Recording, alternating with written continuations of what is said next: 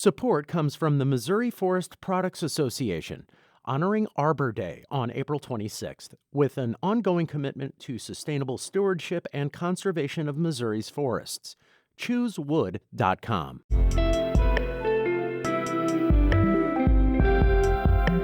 It's Thursday, April 25th. This is The Gateway. I'm Abby Llorico. A recent article in a national publication has St. Louisans talking and taking another look at downtown. What can other cities, including in our region, really learn from the so-called downtown doom loop? You have somebody who's coming in and who is experiencing our city. This is what they're seeing, this is what they're hearing, this is what it feels like to them, and that is in and of itself a valid perspective. People are talking about it, but what's being missed in that conversation? I sit down with economic development reporter Eric Schmid. Missouri lawmakers have passed legislation that stops state funding from going to abortion providers or their affiliates. As St. Louis Public Radio's Sarah Kellogg reports, yesterday's vote comes as proponents of abortion rights are collecting signatures to put the issue on the state ballot. Members of the Missouri House voted 106 to 48. It now goes to Governor Mike Parson.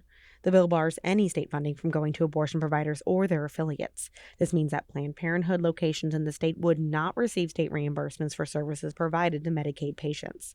Representative Carrie Engel referenced the current petition seeking to enshrine abortion rights in the Missouri Constitution and said the bill would be irrelevant come November. It won't matter because women of this state are going to come in full force and demand their rights back from the body that stripped it of them.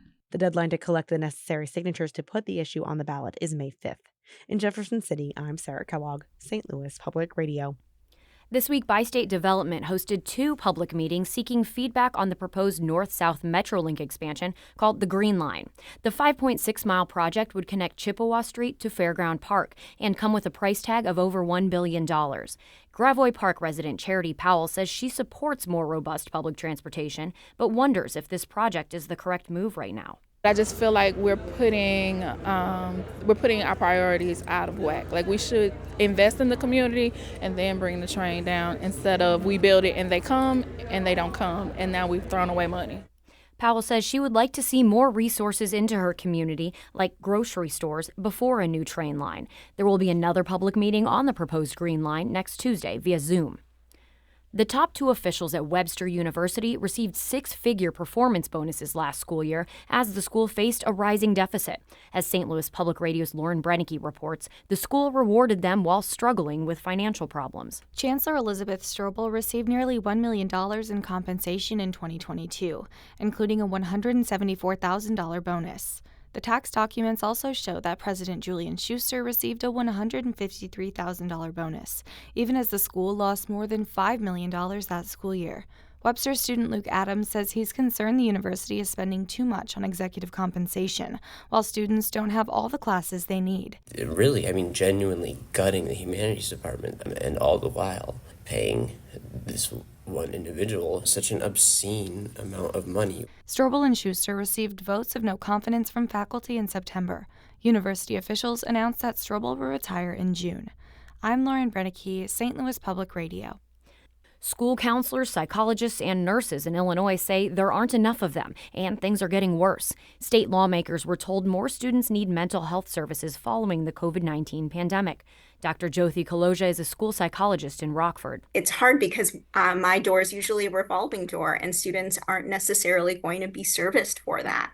I do check-ins as much as I can, and sometimes it's just more of a crisis intervention support system because we don't have enough hands.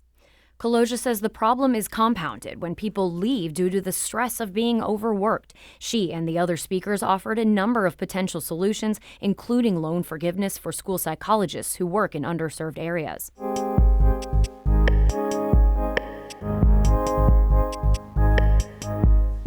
An article published this month in the Wall Street Journal put St. Louis in the national spotlight with a dark warning. Beware the doom loop.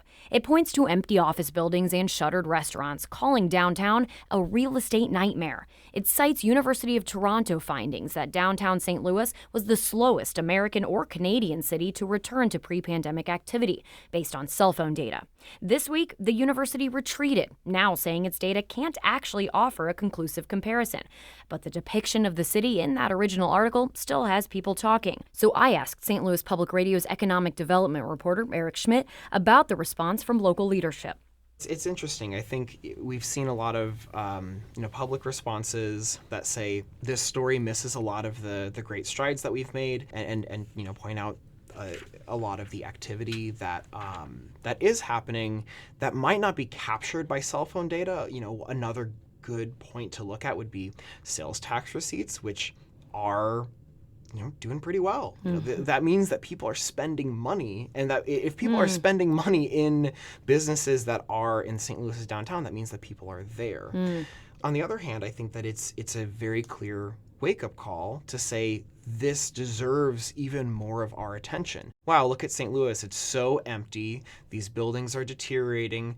They're stripped of copper. It's gross, they're rotting, there's crime, and this is what other American cities have to look forward to if they don't figure out how to turn something around. At the very bottom of the article, the reporter does get into some of the ways that the Downtown West neighborhood, which is not incorporated in that University of Toronto data, how that neighborhood where people would know that that's where Union Station is, that's where the soccer stadium is, that part of the city has seen a lot of resurgence and growth in the past few years.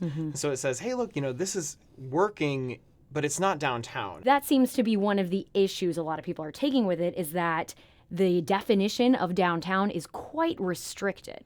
Yeah, well, I think a lot of it comes down to how the city's own neighborhood map defines it. Everything west of a certain point in kind of the middle of downtown, if you're here colloquially. If I say, where's the soccer stadium, probably 9 times out of 10 people are going to say, oh, it's downtown. Not some people might say, well, it's downtown, but it's technically in the Downtown West neighborhood, but they're kind of one and the same. Moving back recently, I feel like it's a great time to be back in St. Louis with all of that positive growth that was even mentioned in this article. It just wasn't labeled as being considered downtown.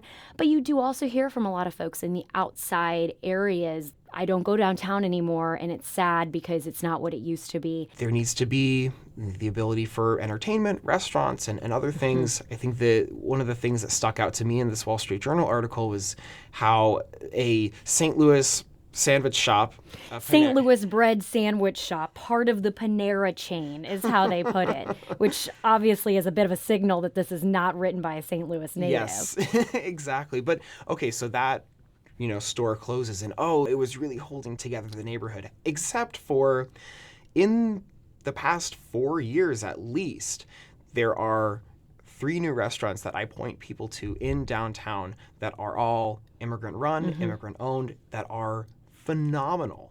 And so you look at, say, okay, a chain restaurant closed, whereas there are new ventures there by people who are planting a flag and saying, this is where I want my business to be. The Wall Street Journal article is kind of framed as this warning to other cities. But it sounds like you see it as a warning to the residents of the region as well. I think it's a little bit of both. Even if you and I or other people here choose to say it misses a handful of things, the reality is there are many people who come and visit St. Louis every single year, and if this is what they're seeing in the central part of our city, then that is a problem. Eric Schmid, you're the economic development reporter for St. Louis Public Radio. Thank you so much. You're welcome. Thanks for having me. Our Jonathan All edited that piece. St. Louis Public Radio is a listener-supported service of the University of Missouri St. Louis. Music by Ryan McNeely of Adult Fur. I'm Abby Llorico. Thanks for listening, and have a great day.